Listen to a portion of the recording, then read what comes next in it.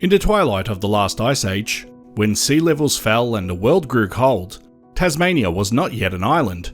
A broad land bridge, the Bassian Plain, spread between mainland Australia and Tasmania, inviting animals and early humans to wander across.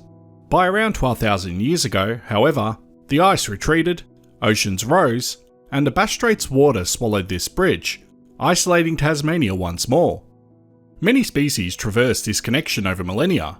Kangaroos bounded into new pastures, wombats and Tasmanian devils made the crossing and thrived. And yet the koala, the iconic denizen of eucalyptus forests, is absent from Tasmania's wilds today. Was the koala ever there at all? Or did it vanish from the Tasmanian story? If koalas had once lived in Tasmania, surely some trace would remain. Ancient bones buried in caves or sediments would whisper of their past presence. But the fossil record falls silent on koalas in Tasmania. Despite diligent searching, no koala fossils have been found on the island.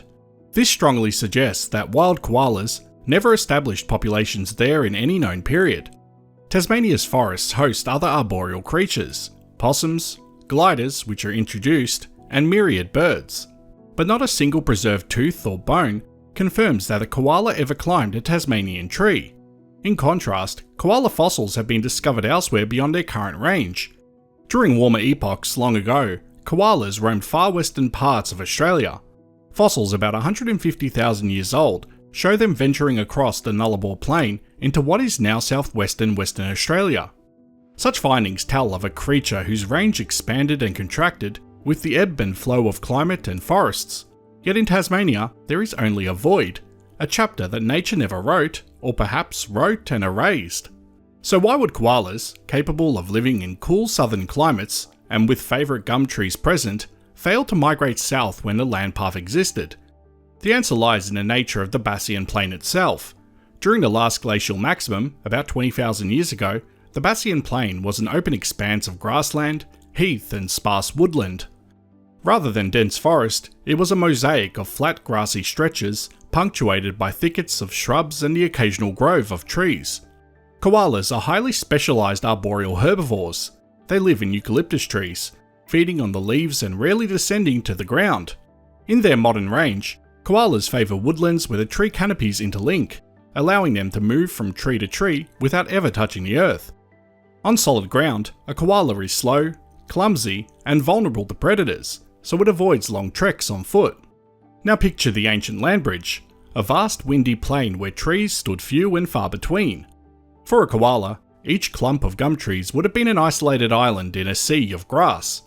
Paleobotanical evidence supports this patchy habitat. For instance, certain forest-dependent plants and animals, like mistletoe and its bird disperser, the mistletoe bird, never made it to Tasmania, implying there were large gaps between suitable trees on the Bassian Plain. In such a landscape, a koala could not migrate south tree by tree. It would have faced long marches over open ground to reach the next forest patch, a journey it was ill-suited to make. As Professor Chris Johnson, a wildlife ecologist, explains, the Bassian land bridge was likely a grassy savanna with few trees, effectively a barrier to koalas. Because of the climate at the time, there probably weren't trees on the Bass Plain. It was maybe a big, expansive grassland and shrubland. No way for a koala to find its way from Victoria to Tasmania. It would have been a long walk, Johnson notes. In essence, when the door to Tasmania was open, the corridor leading there was inhospitable to these arboreal nomads. A koala missed its window of opportunity.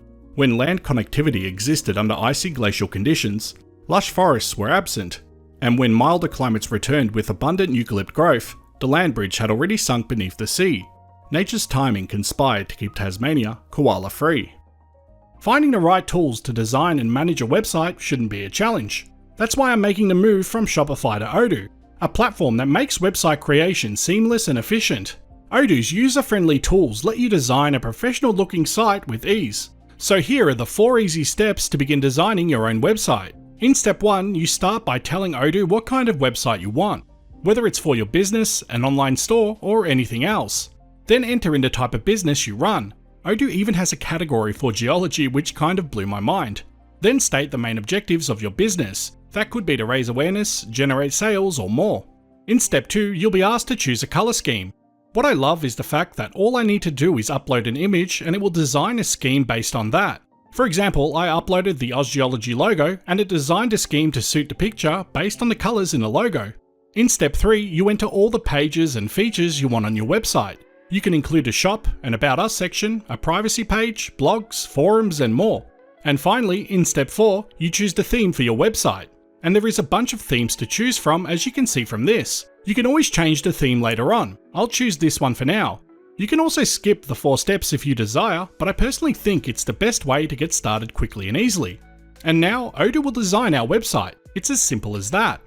One other feature that I absolutely love about Odoo is its AI integration. You can do a bunch of things with this. All you need to do is enter the / key and you can use the ChatGPT integration to write anything to your heart's content and it will generate it based on your instructions. It's clear to me that Odoo is the best tool for beginners and even for seasoned website designers. I have a lot of experience with website design and it was a tough learning curve.